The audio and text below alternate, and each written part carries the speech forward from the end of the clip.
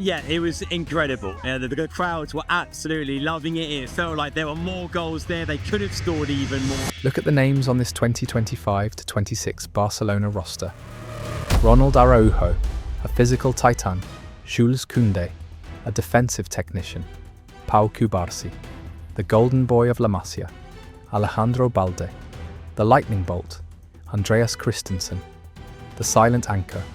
And now the returning wildcard, João Cancelo.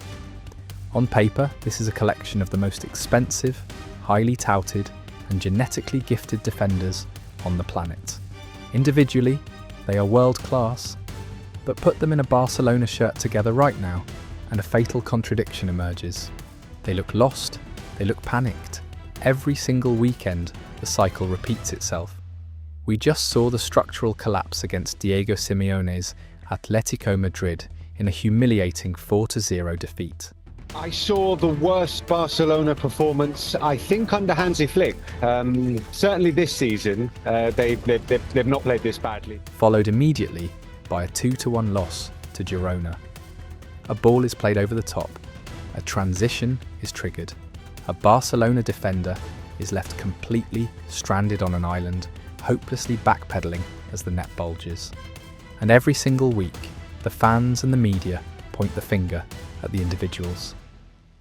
How we work, it's totally different than they had it before. Araújo is too clumsy. Cubarsi is too weak. Kounde is out of position. Cancelo doesn't track back. But the fans are being lied to. The problem at the heart of the Camp Nou is not just the personnel. You could resurrect prime Carles Puyol, drop him into this backline, and he would drown. The players are not the sole villains of this story. They are the victims of a tactical setup that is pushing them past their physical and mental breaking points. Because the biggest threat to the Barcelona defence isn't Vinicius Jr., Kylian Mbappe, or any opposing striker. The biggest threat is Hansi Flick's system itself. And listen, I don't think Hansi Flick is under the illusion that playing that way, they're not going to concede goals. I think that the idea is that, we've got the best players offensively, so we will outscore you. Today we are going to break down the cold, harsh reality of Flick's defensive setup using the brutal statistics of the 2025-26 season. We are going to expose the glaring individual weaknesses of every single defender in this squad by comparing them to the legendary ghosts of Barcelona's past. We will look at the chaos unfolding behind the scenes and explain why all the money in the world, including a rumoured €80 million pursuit of Alessandro Bastoni, cannot save a team that is actively destroying its own players.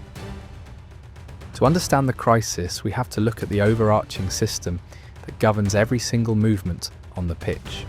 When Hansi Flick first arrived, his extreme high line shocked European football. The instruction was absolute. Compress the space, push the defensive line all the way to the halfway line, suffocate the opponent, win the ball high and score. And for a while, it worked. But the honeymoon is over, and the 2025-26 season has exposed the rot. The statistics are horrifying. By February 2026, Barcelona had conceded 25 goals in just 24 La Liga matches. In the Champions League, it is even worse, 14 goals conceded against elite opposition. Opposing managers have had over a year to study the tape. The blueprint to beat Barcelona is now public knowledge. Xabi Alonso used a relentless high press to expose the defensive flaws in El Clásico. Luis Enrique's PSG punished them in the Champions League. If you are an opposing team playing against Barcelona, you do not try to play through the midfield. You simply wait for the Barcelona press to drop by half a step, because humans get tired, and attacking players cannot sprint for 90 minutes straight. The moment there is no pressure on the ball carrier, you launch a ball into the empty green space behind the defence. This system relies entirely on the offside trap. It is a psychological tightrope. But an offside trap is not a sustainable defence, it is a gamble.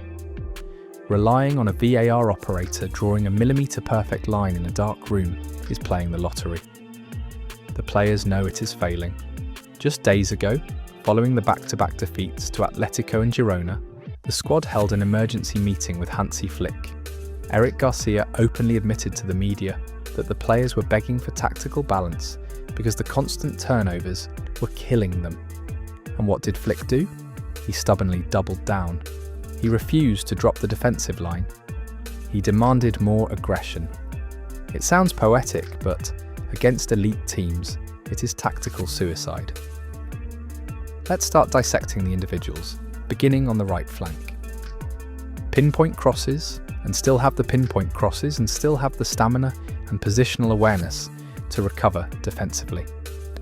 Barcelona has spent a decade trying to replace him.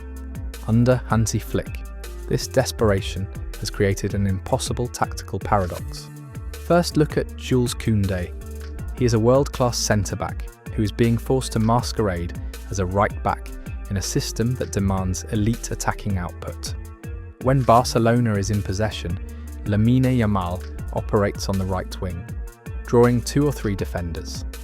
The textbook tactical response is for the overlapping fullback to exploit the space Yamal creates. But Koundé's crossing is average, his overlapping runs are predictable, and he doesn't offer the raw pace required to punish teams that double-team Yamal. But offensive limitations are acceptable if you are a defensive rock. The most terrifying problem with Kounde is that he routinely turns off defensively. Watch him when the ball is on the opposite flank. Elite defenders are constantly scanning. Kounde has developed a devastating habit of ball watching. He loses his man. He gets caught flat-footed. When you play in a high line that offers zero margin for error, a fullback falling asleep for 2 seconds is a guaranteed goal. So how did Joan Laporta and Deco try to fix this in January 2026? They didn't fix the system. They applied a band-aid. They brought back João Cancelo on loan. Cancelo is the ultimate contradiction. On the ball, he is a magician. He offers the elite ball progression and overlapping threat that Kounde lacks.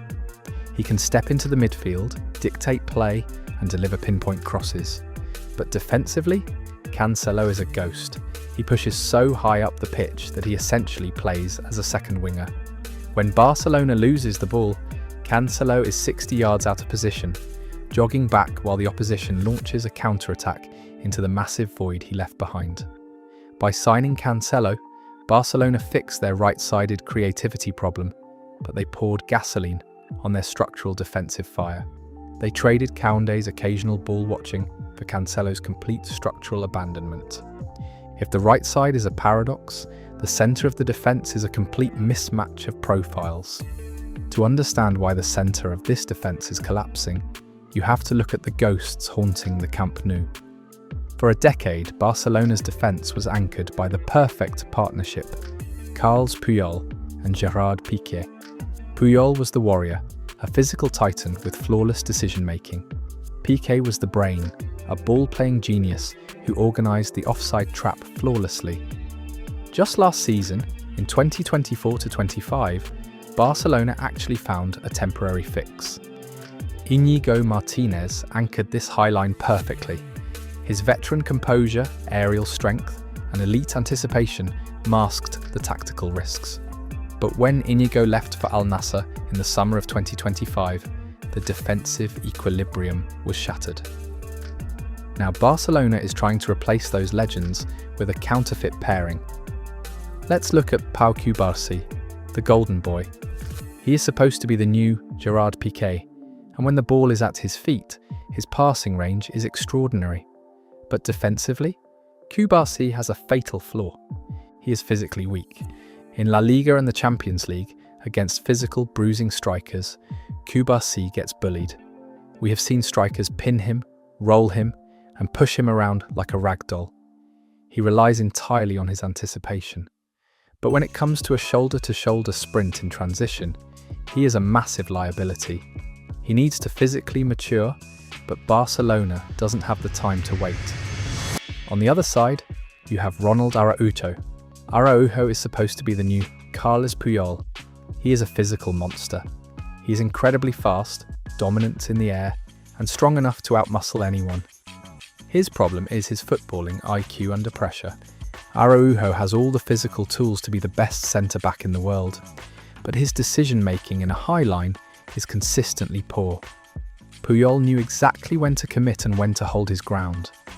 Araújo is constantly caught in two minds. He steps up aggressively to press when he should drop off. He drops deep, playing attackers onside when he should step up to trigger the trap. When you pair a physically weak centre-back who reads the game well with a physical powerhouse who misreads the game constantly in a system that offers zero protection, you get absolute chaos. And the backups offer no relief. Eric Garcia is a solid player, but he is forced to do the dirty work of building out from the back, and when pressed aggressively, he fumbles the ball. Andreas Christensen? The silent anchor was supposed to bring balance, but the system broke him physically, leading to severe injuries because covering 50 yards of open space in full sprint recovery runs will eventually snap a player's body. Moving over to the left flank, we find Alejandro Balde. For years, Barcelona fans were spoiled by the relentless consistency of Jordi Alba and the defensive solidity of Eric Abidal. Alba mastered the art of the cutback, perfectly timing his runs to deliver lethal final balls. Abidal was a defensive rock who could tuck inside and form a back three when Dani Alves bombed forward. Today they are relying on a player who only has half the toolkit, Alejandro Balde. Balde has the potential to be the undisputed best left-back on the planet. His pace is terrifying. He can carry the ball from his own penalty box to the opponent's final third entirely on his own. He breaks pressing lines just by running in a straight line. But his glaring, massive weakness is his final third decision-making and his crossing. Once it driven on the ground, he blasts once it driven on the ground. He blasts the ball into the first defender. When you have an elite striker like Robert Lewandowski waiting in the box, the cross doesn't even need to be perfect. It just needs to be decent. Bold consistently fails to deliver that decent final ball. His poor end product kills momentum and turns Barcelona's most dangerous attacking outlet into a black hole of wasted possession. And what happens when Balde needs to rest? You get Gerard Martin. Martin is a capable left centre-back in a pinch, but playing him as a left-back in a high-intensity system is a disaster waiting to happen. He is aggressive and good in the air, but he lacks any sort of recovery speed. Watching him try to recover against an elite European winger is painful. He looks incredibly nervous on the ball, clumsy in possession, and entirely out of his depth against top-tier opposition. Barcelona is relying on a starting left-back who can't cross and a backup left-back who can't run. This brings us to the most toxic element of this entire situation: the atmosphere behind the scenes and the boardroom panic. When a system fails this consistently and the players are routinely exposed, the dressing room morale plummets. These players are not stupid. They know that every time they step onto the pitch, they are being asked to execute a high-risk strategy with zero safety net. They know that when the midfield loses the ball, they are the ones who will be left defending a 3-on-2 counter-attack, and they are the ones who will be plastered all over the front pages of the newspapers the next morning. We are seeing a culture of scapegoating. The board, led by Joan Laporta and Deco, looks at the spreadsheet, looks at the goals conceded, and concludes that they simply need to buy new defenders. Which brings us to the ultimate illusion, Alessandro Bastoni. Reports out of Spain and Italy are confirming that Barcelona is exploring a massive €80 million bid for the Inter Milan star in the near future. This is the definition of boardroom insanity. Alessandro Bastoni is a phenomenal world-class defender, but do you know why he looks like a world-class defender at Inter Milan? Because he plays in a rigid, protected back three system under Christian Chivu. He is shielded by wing-backs. He is protected by a disciplined midfield. He is allowed to step out with the ball because he knows he has cover behind him. If Laporta spends €80 million to bring Bastoni to the Camp Nou, and Hansi Flick forces him to play in a back four, standing on the halfway line, relying on a coin toss offside trap, with João Cancelo 60 yards up the pitch. Bastoni will be brutally exposed. He will go from looking like the best defender in Italy to looking like the newest victim of the Barcelona system within 3 months. You cannot fix a systemic, structural flaw with a transfer budget. Hansi Flick is playing a dangerous game of chicken with modern football. He is refusing to adapt. The players held an intervention meeting and he refused to drop the defensive line 10 yards to save their legs. He refuses to implement a pragmatic, low-block strategy to see out difficult games. The players are exhausted, the injuries are piling up, the fans are turning on the individuals, and the board is desperately trying to buy an €80 million solution to a problem that requires a tactical whiteboard, not a checkbook. Barcelona is standing on the edge of a precipice. The high line that once made them untouchable has become the very thing dragging them down. The statistics don't lie. 25 goals conceded in La Liga and a leaky Champions League campaign prove the system is broken. Every single defender in the squad, from Kounde to Cancelo to cubarsi, is having their individual weaknesses magnified by a rigid, unforgiving system.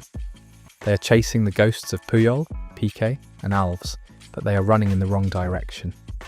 But I want to hear from you. Who do you think is the biggest victim of Hansi Flick's defensive setup? Is the €80 million pursuit of Alessandro Bastoni a genius masterstroke, or just another expensive band-aid that will inevitably fail? Drop your tactical breakdowns in the comments below. If you want to understand the psychological warfare happening across the rest of European football, make sure you hit subscribe and click the video on your screen right now.